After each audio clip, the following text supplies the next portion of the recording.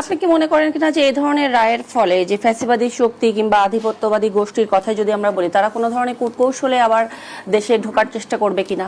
তারা দেশে ঢুকুক, আমরা তো তাদের বিচার করতে চাই। এই যে শেখ হাসিনা প্রতিদিন চোরাগুপ্তা কোন কোন জায়গা থেকে বলে বারবার বলেন যে আমি দেশে আসবো, তো আপনি দেশে আসেন, আপনি দেশে আসবেন।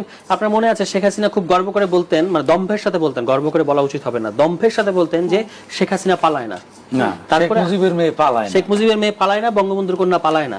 বাংলাদেশের স্বাধীন বাংলাদেশের একমাত্র শাসক আপনি যিনি দেশ থেকে পালিয়েছেন। লক্ষণ সেনের এখানে প্রায় প্রত্যেকটা সরকারের বিরুদ্ধে আন্দোলনের অভিযোগ আছে, মানে আন্দোলন হয়েছে প্রত্যেকটা, এমনকি সামরিক স্বৈরাচারের পতন ঘটেছে। বেগম খালেদা জিয়ার সরকারের বিরুদ্ধে আন্দোলন হয়েছে 90 দশকে, কিন্তু কেউ কিন্তু পালিয়ে যায় না এই দেশ থেকে। আন্দোলনের দাবি মেনে নিয়ে তারা কোর্স কারেকশন করেছে, এটাই হওয়া উচিত। এবং 2001-06 তো বিএনপি সরকারের বিরুদ্ধে অনেক আন্দোলন হয়েছে, কানসার্টে, শনির আখড়ায়, নানা জায়গায়, ফুলবাড়িয়ায়। ওই শাসনটা তো আর একেবারে পুষ্পমাল্য ছিল না, অনেক প্রবলেম ওটার মধ্যেও ছিল, কিন্তু দেশ থেকে পালায় নাই তো তারা।